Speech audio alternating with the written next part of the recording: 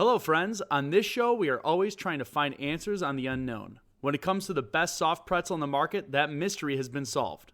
Milwaukee Pretzel Company offers the best Bavarian-style soft pretzel outside of Munich. We love Milwaukee Pretzel not only for the taste, but also because they're established right in our home city, Milwaukee, Wisconsin. While living in Germany, owners Katie and Matt Wessel fell in love with the German bretzel. When they returned home, they set out to recreate their favorite pretzel and share them with their friends and family. Thus, Milwaukee Pretzel Company was born. To this day, each pretzel is made by hand using traditional Bavarian recipe with notes of rye, malt, and real butter. Utilizing a time-honored baking process, high-quality ingredients, and no added sugar or preservatives, it's a tradition you can taste. Visit their online store at milwaukeepretzel.com for a variety of pretzel sizes, gift boxes, and of course, my personal favorite, the famous 1-pound Bavarian Beast soft pretzel. Milwaukee Pretzel will ship nationwide, even to Hawaii. MKE Pretzel has extended a special coupon code for all Locations Unknown listeners. Just use the code UNKNOWN20 at checkout to receive 20% off of your order. Specific terms may apply. Again, that's UNKNOWN20 at checkout. Prost!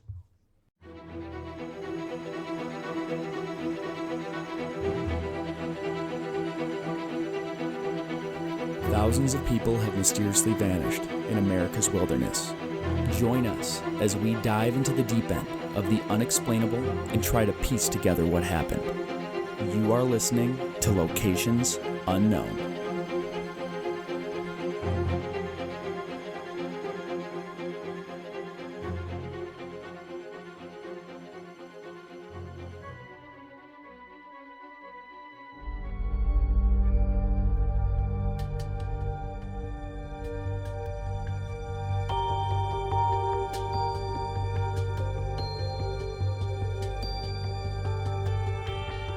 What's up, everybody, and welcome back to another episode of Locations Unknown. I'm your co-host, Joe Irado, and with me, as always, is a guy who always holds the door open for others, Mike Van de Bogart. Thank you, Joe, and thank you once again to everybody that is tuning in.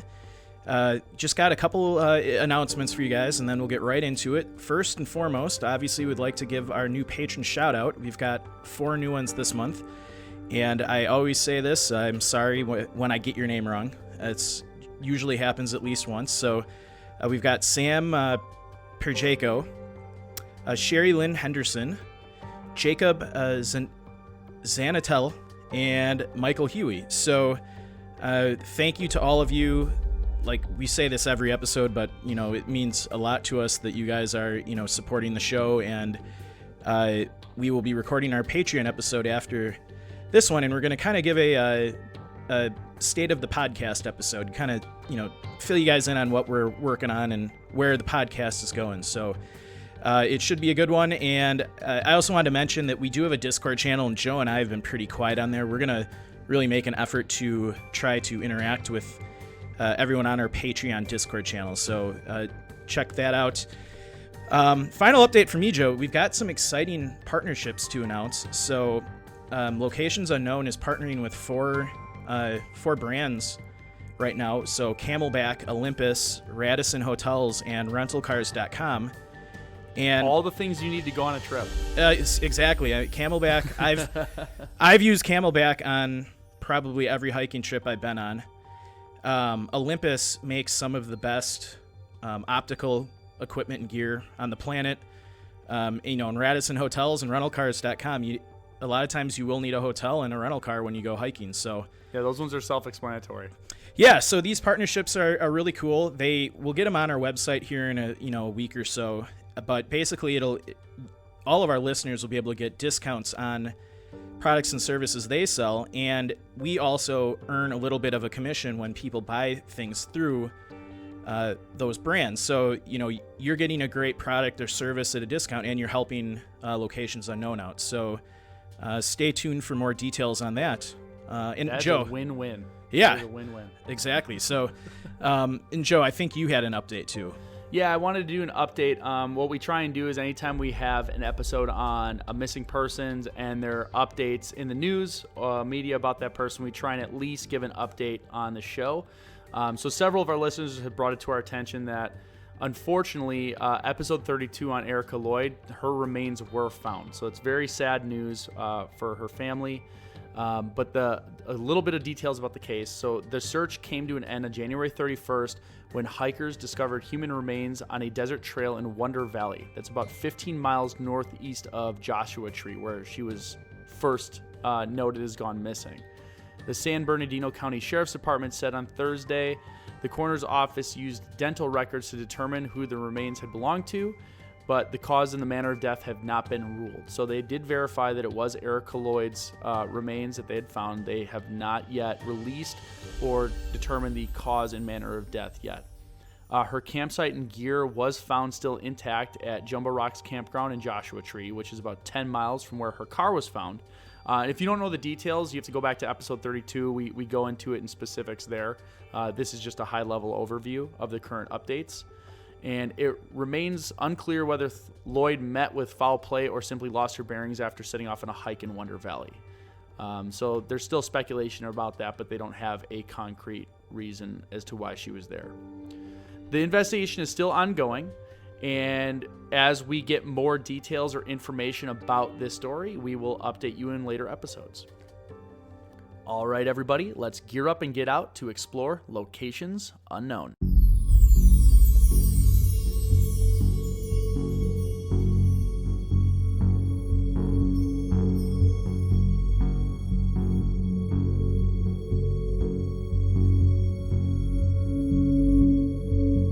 July 19th, 1991.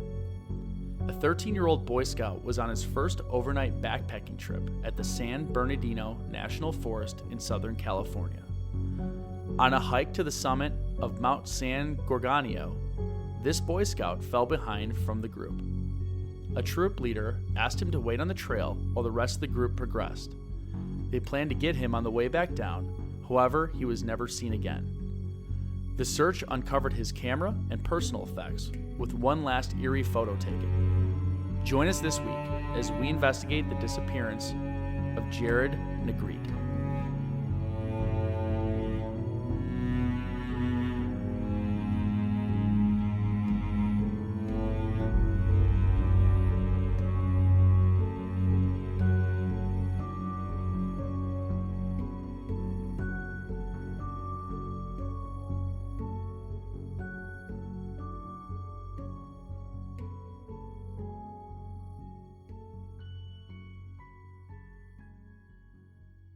San Gorgonio Mountain, also known locally as Mount San Gorgonio or Old Grayback, is the highest peak in Southern California at 11,503 feet.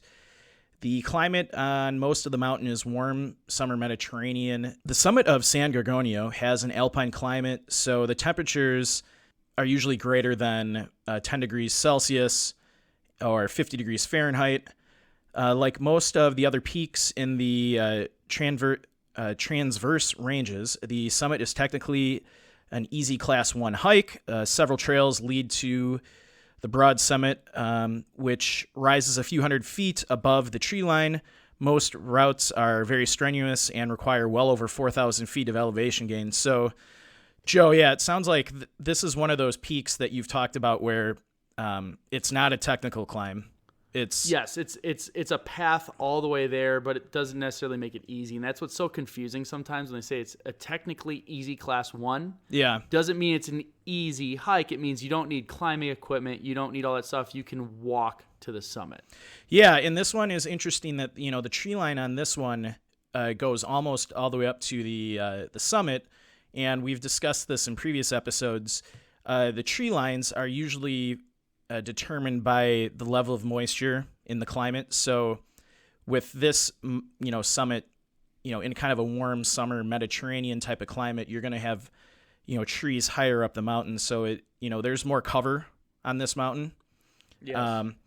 But yeah, sounds like a, kind of a cool place to hike if you lived around there. So quick little location profile in this episode. So Joe, I'm going to jump right into the character profile. And some of these cases, with this one being, 1991, some of the details about the individual are a little scarce. we typically find this the farther we go back, the less detailed information we find about the character, but we do have his basic appearance. So at the time of his appearance, he was in 8th grade. He lived in El Monte, and he was 5 foot 2 inches tall and 150 pounds. And he was wearing green pants and a tan shirt and was carrying a 2-quart canteen of water. He was a Hispanic American with black hair, brown eyes, and he had a small birthmark on his right cheek and wore glasses with brown plastic rims. So pretty good description of, what clothing he was, in. We don't know, obviously he wasn't in like, mountaineering gear or anything like that. He was just a little kid on a Boy Scout trip. So, well, and that I think it plays a credence into the difficulty yet ease of this type of hike. Yeah. Is that it's the Boy Scouts are going up. It's kind of a heavily traveled path. Mm-hmm. Yeah, there's absolutely been some hikes I've been on that you've been on that I would never take someone under the age of probably 12 on the hike, just because of the technical nature of it. Even if you're not climbing, it's, some of these trails you get on are very narrow, and you might have a 5 to 1,000 foot, cliff on one side. And as an adult, it's hard to kind of keep your focus on your feet. But if you're a little kid, They step, stumble and wander and all that other Yep. stuff. Yeah. So this hike sounds, pretty easy, something you could bring the whole family on. Yes, 100%. All right. So I'll go into the timeline now. Like I said, we don't really need to do too much of a description. He was with a Boy Scout group. We kind of understood what he was wearing. Yeah. So we're going to jump into the timeline. It was Friday 19th, July 1991 at about 6 p.m. So Jared was falling behind his fellow scout group on a hike to the summit of the 11,000-foot Mount San Gorgonio. Another group of hikers that was going up the summit trail spotted that Jared was straggling behind and notified the scout leader at the mountain summit. Scout leader was an experienced hiker and said he was going to pick Jared up on the way down. When the leader finally decided to descend the mountain, Jared was nowhere to be seen. So there's a couple different reports of how this went down. Mm-hmm. The most common one is that he was struggling to keep up, and he was told to just sit and wait on the trail because it was too difficult, and that they would then pick him back up on the way down to their camp. Okay. What it seems like is that he kind of wasn't just sitting in one spot. And I think that's what inevitably led to this issue. So we'll get into that a little bit. So the group left this child by himself on the trail? Yes. Okay. Yeah, that just seems, I don't know. If it seems weird, but here's where I'm going to play devil's advocate. Because I think it's very easy to immediately chastise the scout leader. And I'm not saying he's right either. I'm just saying this, from what it seems like and all I've looked up, so all trails I looked up has it listed that there's a couple trails that go to the summit. They're all around 19 miles each. Yeah. They're well marked. There's a couple that say there's different turnoffs you can take that aren't marked, but they're visible, well marked. And although it's a long distance, a lot of people do it. So it's kind of like a normal trail in a heavily trafficked, I say like the touristy areas of a national park where there's just tons of people everywhere. Yeah. So I'm trying to think to myself in my head, if I have a group of kids, I'm trying to get to the summit, there's one that's just not going to make it. I can either force them to get to the summit and have issues, or say, hey, wait right here, sit down, eat some food. We're going to come right back. We're just right up here. We're going to come right back. I could see that happening and not being something that's terribly incorrect to do, I guess is the way to say it. I don't know. That's just me playing devil's advocate. And I mean, you obviously with 6 kids know better than I would, but he is 13 years old. I don't know about that. But yeah, that's what I thought too. He's 13 years old. He's a teenager. I have a daughter that is 13 years old that I would trust, on a trail, to be honest, a well-marked trail, to say if she's like, I'm going to go on a quick hike up and down to camp. Mm-hmm. I don't necessarily think I'd say no. If I was in Colorado or something like that. I guess, my concern always is I'm almost more worried about some of the other humans out on the trail versus, a 13-year-old falling or, an animal attack. That would be my biggest concern in leaving a child alone on a a pretty highly trafficked trail is who knows who's going to come across, that child. So that would be my concern, but I will agree with you on that. I'd say my one caveat to me playing the devil's advocate is I don't like that he was by himself. If anything, you want to have someone else with them, even if it's just another kid, another peer that's behind, so that's just not somebody by themselves. Because that's usually on this show, the history of the show, when do we get in trouble? It's usually when it's just a single person doing something. Yeah, and quite honestly, I think if I was going to, take a Cub Scout group up into the mountains, I probably would want at least one other adult with me.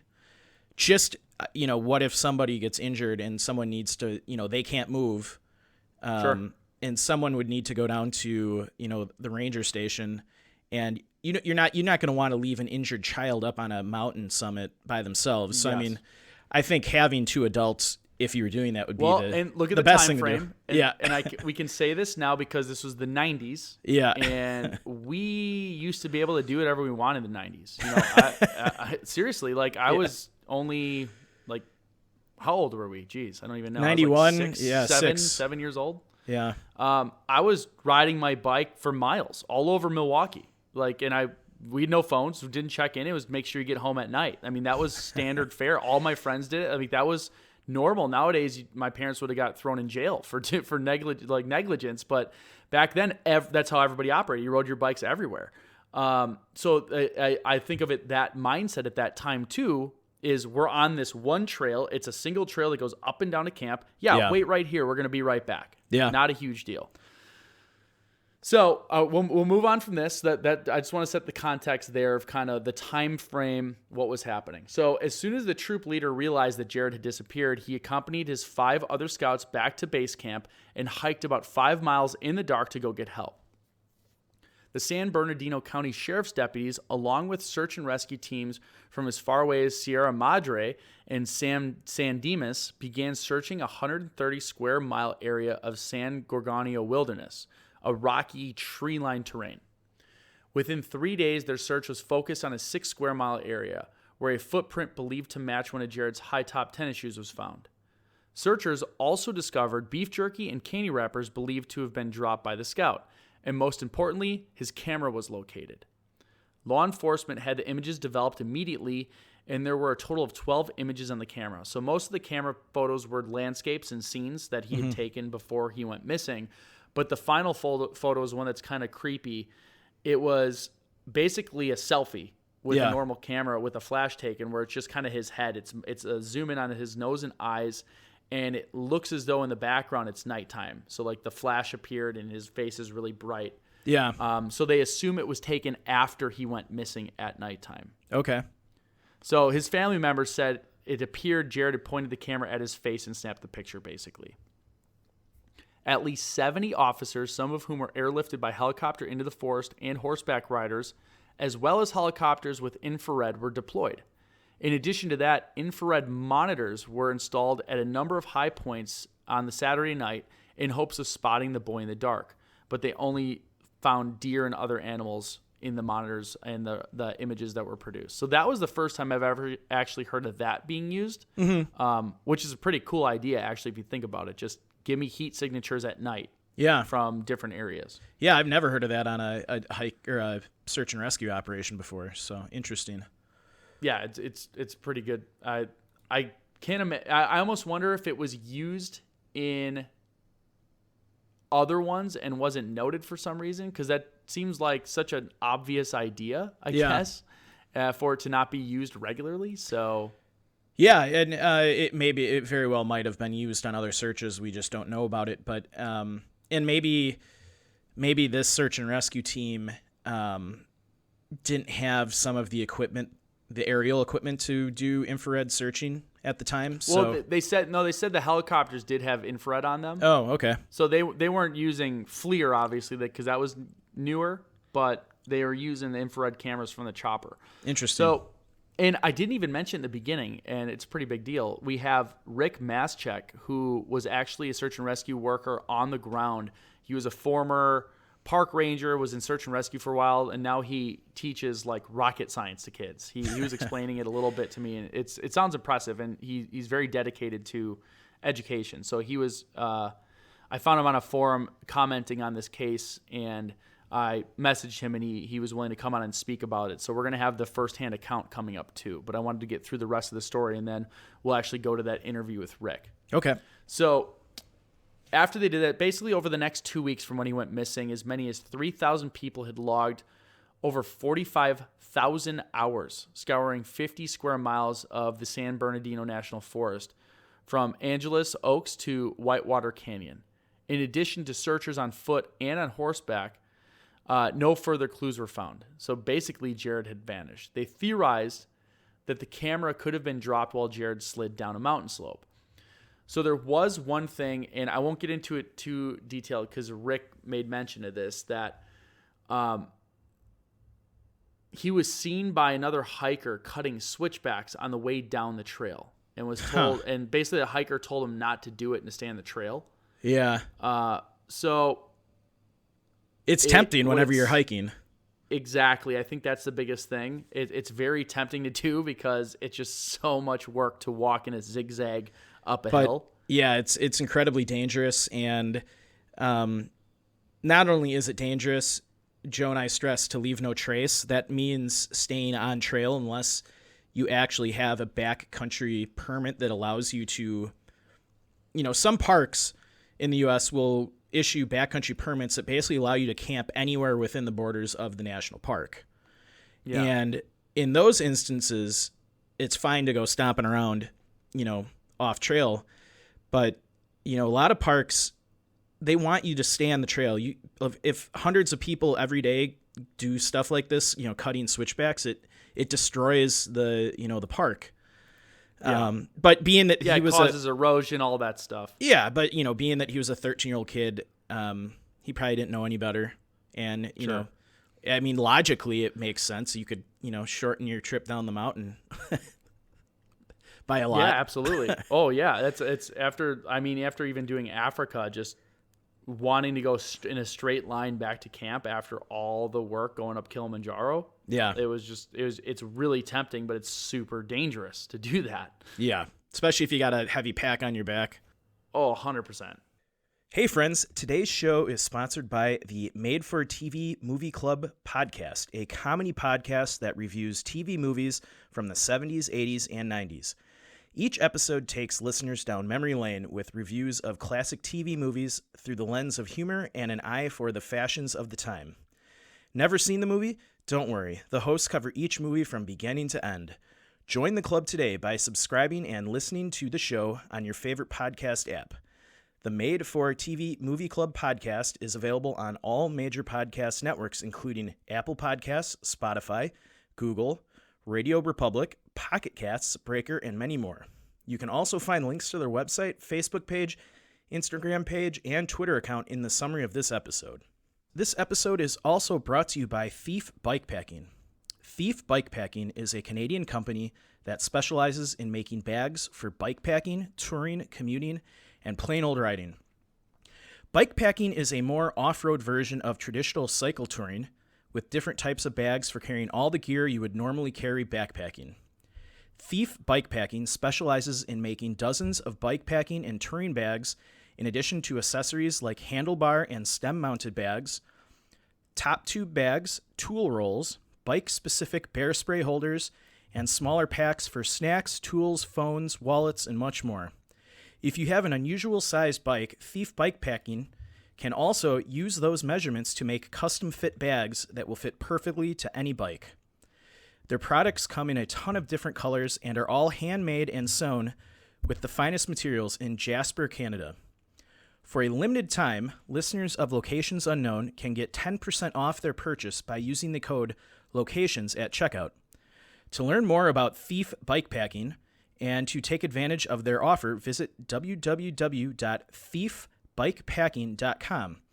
You can also visit them on Facebook at facebook.com/bikepackingthief and on their Instagram page at instagram.com/thiefbikepacking. You can also find all of these links in the summary of this episode. All right, so what we'll do is we're going to go to the interview with Rick, and you'll hear kind of his firsthand account as well as his theory and opinion as to what could have happened. And then, Mike, you and I will we'll conclude after that and just kind of discuss what our thoughts are. Cool. Hello, everybody. We have Rick Maschek here with us, and he was part of the search and rescue operation in July 19th after 13-year-old Jared went missing in Southern California. Now, Rick, can you give us a little bit of a background on what your role was during the search for Jared? Yeah, I was with the San Bernardino County Sheriff's Desert Rescue Squad. Our team was located out of Barstow, California, and we are primarily a desert team. And as the search expanded, they started calling in more and more teams to help with the search. The search had been going on for a few days, and all of search and rescue in California is done by volunteers. And they get called off of their jobs, employment, and they search for a while. And depending on the terrain, they start to get burned out. They get tired and exhausted.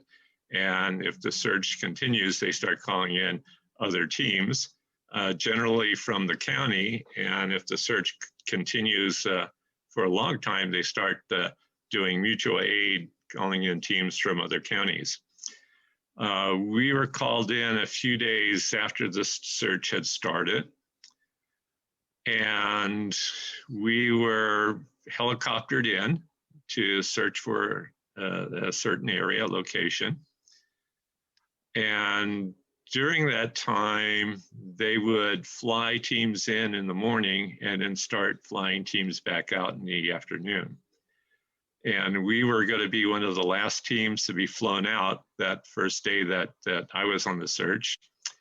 And apparently, a team found some bear scat, and the helicopter was diverted to pick it up to look to see if it had human remains in it. And so unfortunately, it was getting dark, and they said we'd have to stay out for the night. So we did that. We made the night out as best as we could. We were expecting to be flown out, in the afternoon, evening. So most of the people that I had gone in with didn't have much as far as sleeping bags or anything. I refused to go in without at least a 24-hour pack. So I was the only person that had nighttime stuff to keep me warm, and the others built a little fire to keep themselves warm. In the morning, they were flown out, and since I was a school teacher and I had a pack with me, and this was summertime, I was off, so I asked if I could be attached to some other teams. And so for the next week or so, I would join other search teams in the field. And so I got to search a few different areas on the mountain at the time. So could you give us a little detail about the type of terrain that you were searching, and if you could, or if you remember even, where they had you searching and what was like the impetus for searching certain areas? Just because some of our listeners are unaware of how search and rescue operations run, and we would like to hear it from you, someone who's been involved in these quite a bit. Okay, San Gorgonio is 11,000 foot mountain. It's the tallest peak in Southern California. Made up mostly of a lot of loose rock and vegetation, chaparral type vegetation, manzanita, other things, and it does have some tall pine trees lower on the mountain. Except for trails that enter the mountain, it's pretty rugged because you're dealing with a lot of loose broken rock. We have a lot of earthquakes in Southern California, and so the mountains tend to be broken up. Also covered with vegetation when we don't have fires, burn it off. So generally going off trails in our mountains in Southern California is a pretty grueling ordeal. When I was a lot younger, I used to climb peaks that didn't have trails on them. And sometimes I would find myself literally climbing on top of thick, heavy brush, or occasionally crawling under the brush because that was easier to navigate. And I could see, having experienced that when I was younger, I could see how he could have got himself into a situation where he was in heavy brush trying to get down off the mountain. Okay, I know when they talked about some of the eyewitness accounts, there was a statement that Jared was seen by another hiker cutting switchbacks on the way down the trail. Can you explain why that could have potentially been a very bad thing for him to be doing? Okay, on a lot of mountain trails, especially if they're steep, they use a lot of switchbacks, which is kind of zigzagging back up the mountain. And I used to be on some trail maintenance projects, and it takes a bit of work making trails that are easy to traverse. And so we really don't like when people cut the switchbacks, because what they do is they start eroding the trail. And from what I heard, the last person that saw him was an off-duty firefighter coming down the mountain and saw him cutting the switchbacks and told him that he shouldn't be doing that. And he continued on. And that was the last time somebody had heard or seen Jared. Unfortunately, I think what probably happened was Jared continued cutting switchbacks, because it's a little shorter doing that. And he cut the last switchback, and there wasn't any more switchbacks, and he kept going down the mountain off the trail. Okay, so you don't think like it wouldn't have been like a fall per se, but if he's off trail and he's kind of going through brush, he could have continued going through brush and never rejoined with the actual footpath? Well, that's what my own feelings are, because they searched the area around that location, and several hundred feet below the trail, they found some, I think it was candy wrappers or something like that, that they found was his. And they continued searching down that, if you want to call it a canyon or ravine, a certain distance, and then it started getting dark, and they called in more teams to search that area. And that's where I was added to a team of Marines from 29 Palms to search and rescue. And our job was to go down that canyon to a place where there was some waterfalls, and search using ropes, search the waterfall area, the rocky area, to see if he may have slipped and fallen below that. Okay, and you guys didn't find any signs or anything, because I know you mentioned that they found the candy wrappers, and then later they found a camera where they developed some photos, and in the last photo they assumed was after he had gone missing. It was a self photo where he just pointed it, and it was a picture of his face, and it seemed like it was dark in the background.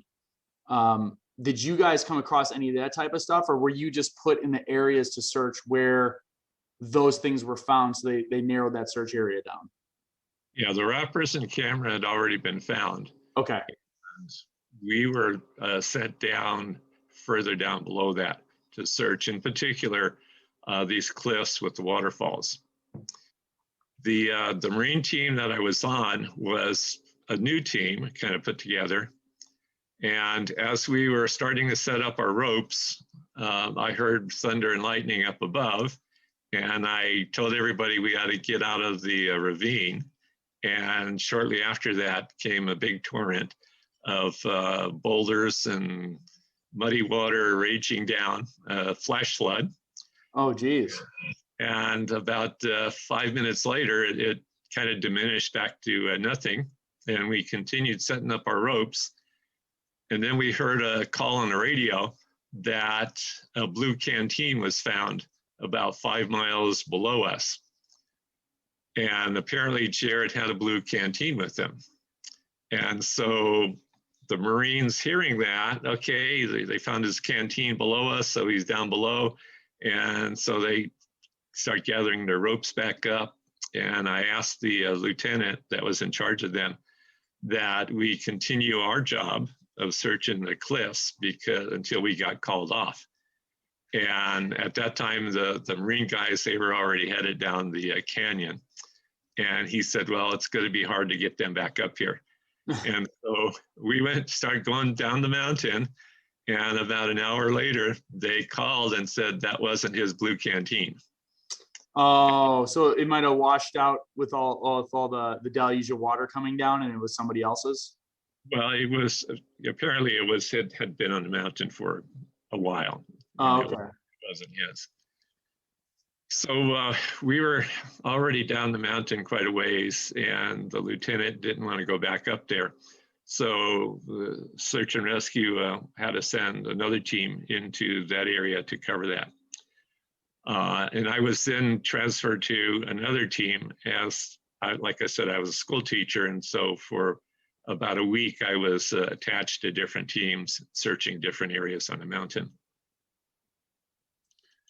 So in the search and rescue effort, when they're coordinating it, do they basically pick different areas and then coordinate teams to search like a grid pattern, or how do you do that on steep cliffs where you're actually rappelling to get to certain areas?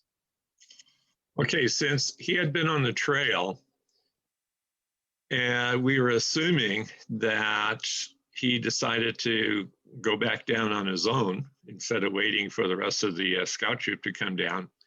And so essentially they divided up the mountain below the trail into search areas, sending search teams into different places below the trail to search.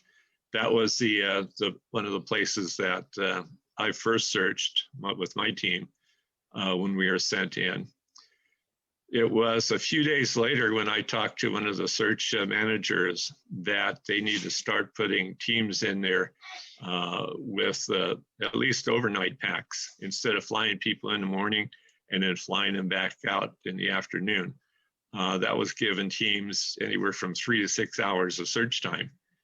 And I told them, we should go in there and be in there for at least, overnight in a day or two of searching to search more area. Really rugged area. I keep thinking even today, what might have happened to him. It's possible it could have been a rock slide. It's possible he was in heavy brush and was crawling underneath the brush and just got exhausted, tired out. A lot of different possible scenarios that could have happened to him. There was talk about a marijuana grove up there, that he might have wandered into that. You start getting a lot of, strange explanations of what could have happened. Sure, and I'm sure it's very disheartening when you're finding clues and things to kind of point you and say, hey, we're in the right area, but you're still turning up nothing on the individual you're looking for. Yes, and we're all volunteers, so we're called off from our jobs. At the time, I was a school teacher, so I was fortunate in that I could spend a week or so. I think it might have been 10 days on the search. But most search and rescue people, their employers let them off for a few days. Weekends are usually no problem, but like I said, it's a volunteer project. And the sheriff department has a responsibility of the safety of the searchers. And so they're always weighing the possibilities of a searcher being injured or killed in looking for a person. And so the longer a search goes on, that weighs into the sheriff department's decision on whether to continue the search or not. Okay, yeah, we've come across that in multiple cases where you get to this timeline where, based on the type of equipment the individual has and their experience in the wilderness, their age, the temperature, the weather, those types of things, where you get to a point where it no longer is a search, it's more of a recovery mission. And then it comes down to, unfortunately, sometimes cost and things, which we always hate talking about on the show, but you can't have, thousands of people in an area forever. There has to be a time where it's got to get scaled down, and you allow park officials to, hopefully a hiker will come across something or things like that. In your experience, how many search and rescue missions have you been a part of, roughly, do you think? Uh, yeah, that's that's a hard question. I used to be a ranger with the National Park Service in Utah and Death Valley, and been on some with the Park Service. And I was with San Bernardino County Desert Rescue Squad, and then I was on Riverside Mountain Rescue. So if I had a guess, I'm thinking, I don't know, 100, maybe more. Okay, so you have a lot of experience doing these things. And I know you, in a lot of places, it is a volunteer organization that's coordinated by a more professional one. With the types of volunteers that are out there, is the general experience level pretty high? Is there some people who are relatively new? Just to get an idea of when there's people out searching, how good of a job are they doing? I guess I'm saying, like, if they're newer, I don't want to talk about if they're capable of doing it, but newer people they have a learning curve versus people like yourself who've been a ranger and know what they're doing being out there. What is the general rule of thumb as far as how good the people are that are volunteering? Well, and we get the total spectrum from new people that want to help and join. And of course, there's a training period. And so usually we put new people with more experienced people, so they're not out there by themselves. A lot of times we'll put newer people, okay, we want you to walk this trail if we have no clue where the person is on a mountain. Okay, your job is to walk this trail to see if you encounter the person, call out their name, that type of thing. Or maybe stay at a trailhead and interview people that hike down the mountain, ask them if they've seen the person and so forth. More experienced people, we usually send those in to the more difficult areas since they have the experience to do that. So it's not that, we just send whoever shows up into an area. Okay. That's kind of what we always have assumed, but it's good hearing it from someone who has the actual knowledge and has done it before. And go ahead.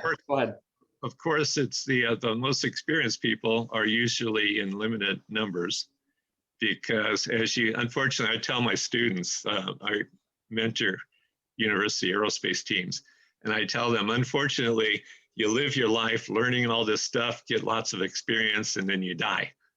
Yeah. And new people have to, start the whole process over. All right, so it's kind of that balance of, bestowing some of the SAR knowledge upon the newer people as they're coming on to almost outfit the next generation with better equipment, better knowledge, better understanding of how it works. So we don't just constantly have to restart the whole engine all over again every time. Exactly. And when you join, usually there's a probationary period where they kind of evaluate you if you're going to fit in with the search and rescue type missions, and also certain training that you have to have before they let you go out into the field. Okay, that makes sense. I do have a question about sound. I don't know the best way to put it, but when you're out calling someone's name in the woods, what is the typical distance? So if you're yelling for Jared and you're listening for replies and things like that, is there a certain type of distance based on like thick brush where maybe if you were calling to him, he wouldn't have been able to hear it, but you're relatively close? Or in that area, is it relatively noisy? Is it quiet? I'm just trying to think of the odds of if he's injured and trying to call out for help. Is it possible if he's under brush that somebody might not have heard him?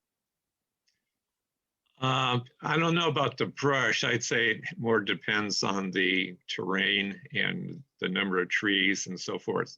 Okay. I've been in places actually almost on the same mountain where I was up on a ridge and I yelled out, and the guy was maybe a couple miles away down below, and he called back, and it was like, oh, this is cool. And so I kept yelling and he was yelling, and finally, located him. Other times I've been on places in the mountains where I've yelled for the person on the end of my rope, and we couldn't hear each other, whether it was because of the wind, the terrain, and so forth. So it really depends on the location, how far that works. Okay. But it doesn't mean that you don't do it. Sure. Yeah, I can imagine, because as I always said, I've done quite a bit of mountain climbing myself. My co-host Mike and I, we go out hiking a lot. We do mountain climbing. We're pretty technical as well, so we have experience out in the backcountry. And I've had relatively the same experience. It feels like sometimes you can hear people from a long ways away, and other times they could be almost around the corner and you don't even hear them coming or know they're there, even if they're having a radio or talking relatively loud. Okay, at this point, I need to leave. I'm sorry about that. Okay. Well, I want to thank you for doing what you do.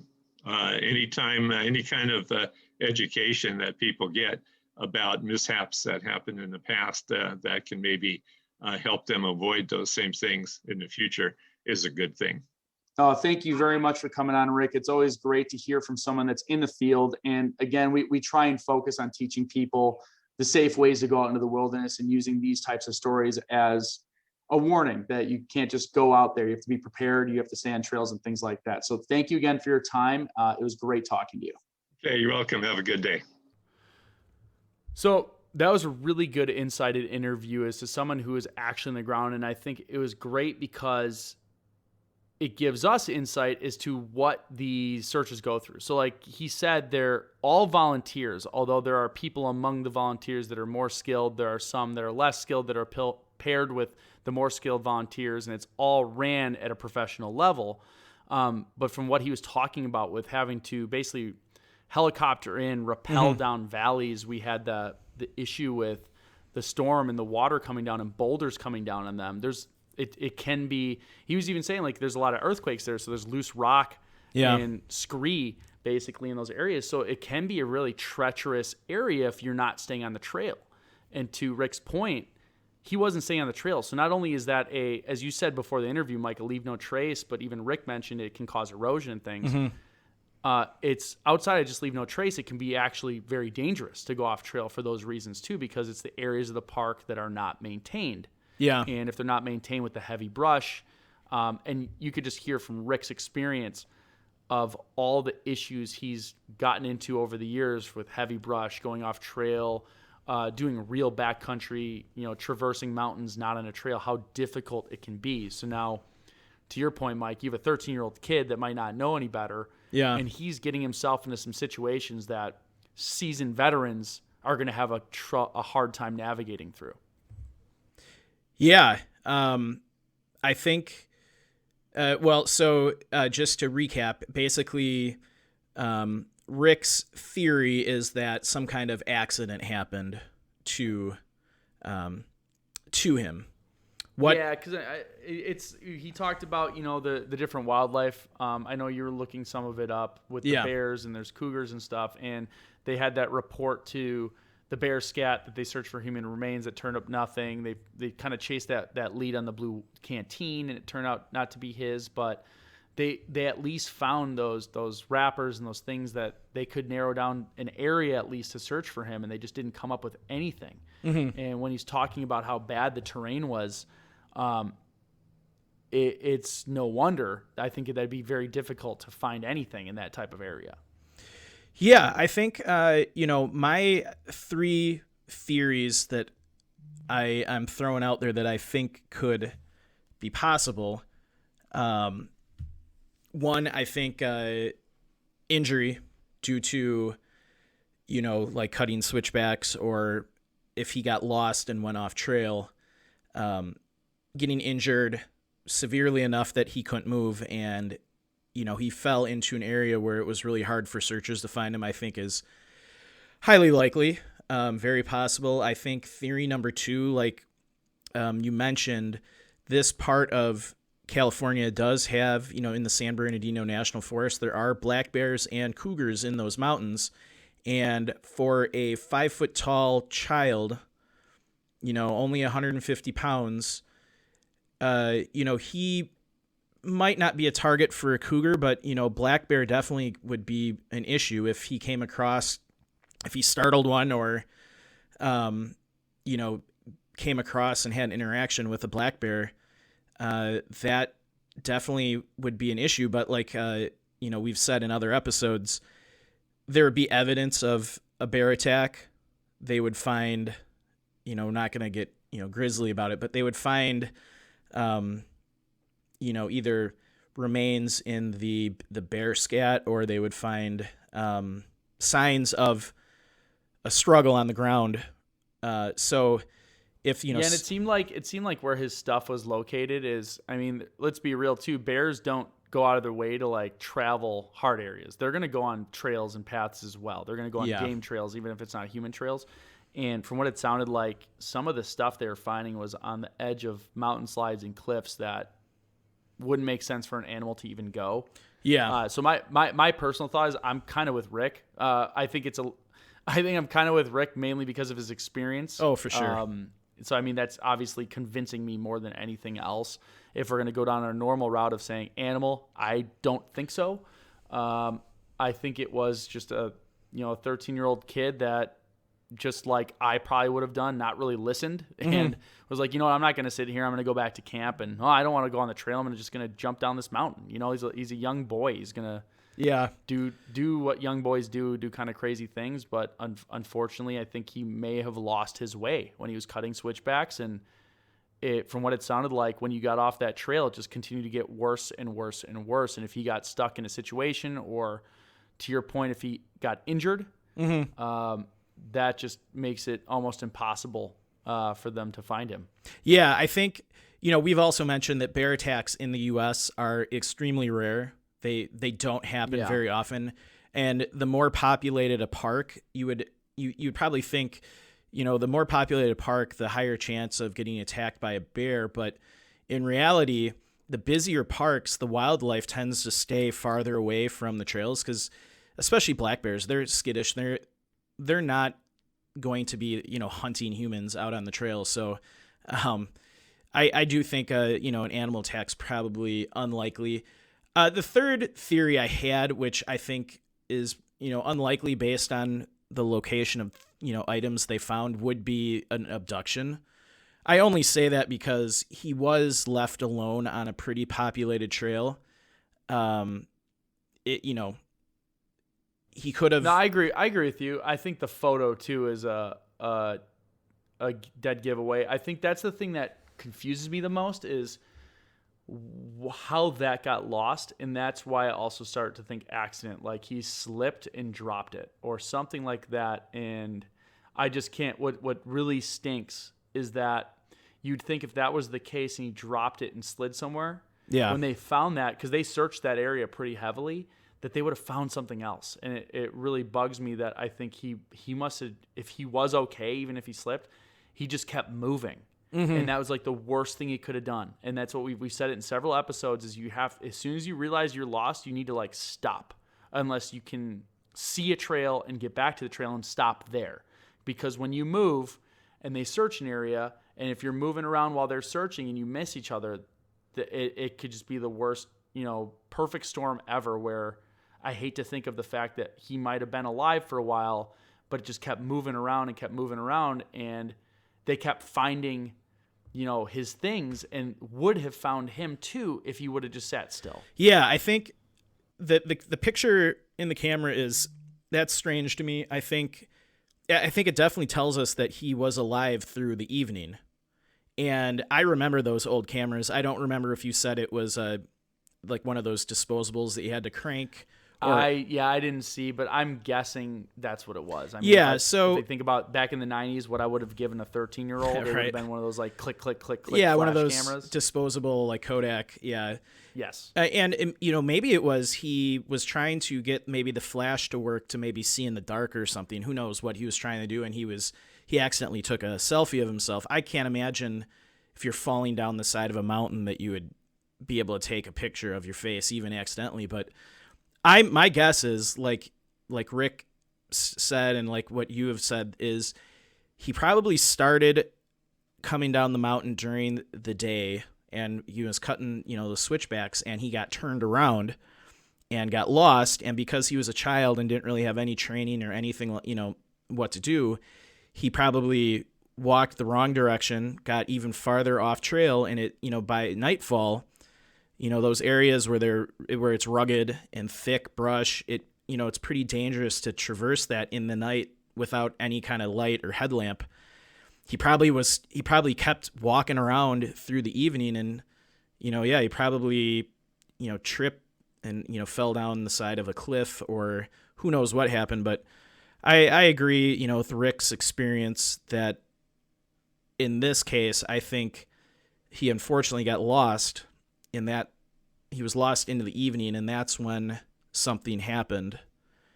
And these places are so vast that, and especially if he fell into an area that is extremely remote and rugged that normal hikers don't go through, they may not find his remains, or it may be, decades before that happens, if they ever do. Well, and the thing that really discourages me against that, even that happening, is if he's down in one of those ravines with what he said about that scree and boulders coming down from just like a rainstorm. Yeah. It just seems like that could really just stop any of that from happening. Yeah, who knows? Since 1991, there could have been earthquakes and, heavy rains that have already washed debris over where his remains are. And if that's the case, they'll never be recovered. But unfortunately, I think this case, unlike some of our other ones, is a little more cut and dry, especially based on your interview with Rick. That's why I like getting the information from the horse's mouth. Somebody that's down there, because I think it takes a lot of the ambiguity away from it. Because a lot of times we get we've said this in several episodes, we get all the information we can from user accounts. We try and stray away from those, even though we try and vet those. So I found Rick through a user forum where he basically said, I was on this search and rescue. This is what I think. Yeah. That could have been anybody saying it, but I reached out and talked to him. I looked into his background, and he legitimately was in that situation. So it's nice to get that firsthand account, because I think it helps us with our hypothesis about what actually happened. I think this one is pretty clear cut, that it was just a case of not staying on the trail and not kind of paying attention to the rules of the park. So, I mean, that's where leave no trace is a whole other meaning in that regard of there's a reason there's marked trails, and if you stay on them, you can pretty much stay safe. If you start wandering off trails, you go through thick brush and you don't know what you're doing and don't have the right equipment, it could quite literally mean the end of your life. So part of the show is talking about some of these cases and especially the supernatural ones, kind of theorizing how fun that is, but it's also a safety aspect. And I hope people at least get that message from us too, that the trails are there for a reason. You want to stay on them. Yeah.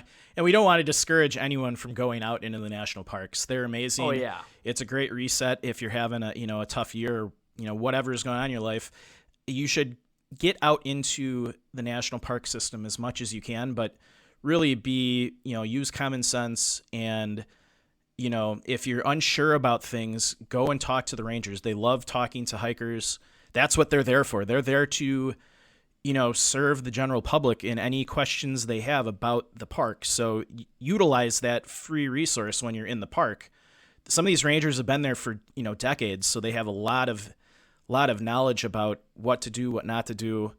And most of them are, every ranger I've ever talked to, they're pretty cool. They got a lot of stories, and so, always go and, when in doubt, go talk to a ranger.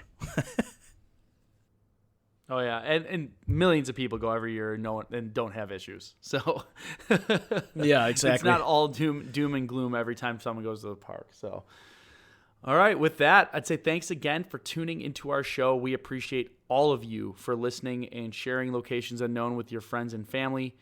Be sure to like it and follow us on Facebook, Instagram, Twitter, YouTube. I still think we have our LinkedIn page. We do. We never update, so maybe I'll start updating that. I always say that, and then I don't do it. Yeah. If you'd like to support the show, you can visit the Facebook store and pick up some awesome swag. We have a lot of the pink hats still. Yes. We have a lot of both hats, but the pink hats are awesome. Otherwise, you can donate to our Patreon account, and with that comes additional swag as well as exclusive Patreon-only episodes. So if you want to hear more of us outside of what you're getting now, sign up at Patreon, and you will get the additional episodes. We're going to be recording, episode number 8? 9? I don't know, some number. Yes. More than what's on this one. But we just appreciate you all. And also remember, if you have a business and want to advertise or something that you want to share, if you want to do a shout out, you can always go out to our website and check out our business advertising page. That's where a lot of our sponsors come from.